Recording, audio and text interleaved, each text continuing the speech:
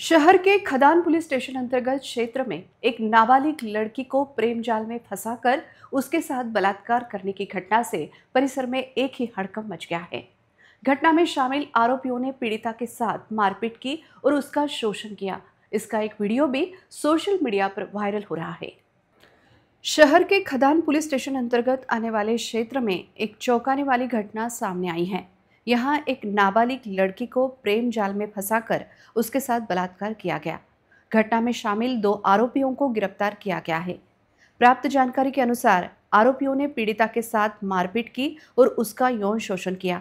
इसका एक video social media पर वायरल हो रहा है। पीड़िता की अश्लील तस्वीरें भी वायरल हुई हैं। एक सामाजिक कार्यकर्ता की मदद से पीड़िता की मां ने खदान पुलिस थाने में शिकायत दर्ज कराई है। इस मामले में 3 आरोपियों के खिलाफ मामला दर्ज किया गया है।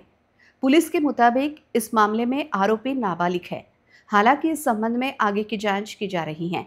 आरोपियों ने पीड़िता के अश्लील फोटो और वीडियो को वायरल कर दिया है। इस घटना में और भी आरोपी शामिल होने की संभावना है, इसलिए पुलिस ने उस दिशा में जांच शुरू की है। ऐसी जानकारी उपविभागीय पुलिस अधिकारी सतीश कुलकर्णी ने दी। अंतर्गत गुन्हा नंबर 483/25 फिर्यादी यांनी दिलेल्या तक्रारीवरून BNS सेक्शन 64, 65, 118(1), 351(2), 137(1) अॅट्रॉसिटीचे विविध कलम आणि पॉक्सो कायदा चे कलम 4(12) प्रमाणे गुन्हा दाखल करण्यात आलेला आहे। तर पीडित जी मुलगी आहे तिच्यावरती जो आरोपी आहे आरोपीने बलात्कार केलेला आहे आणि तदनंतर त्याचे त्या संबंधाचे फोटो व्हायरल करण्याची धमकी दिल्या कारणाने खदान पोलीस स्टेशन येथे गुन्हा दाखल झालेला आहे आणि त्याचा तपास स्वतः आम्ही करत आहोत।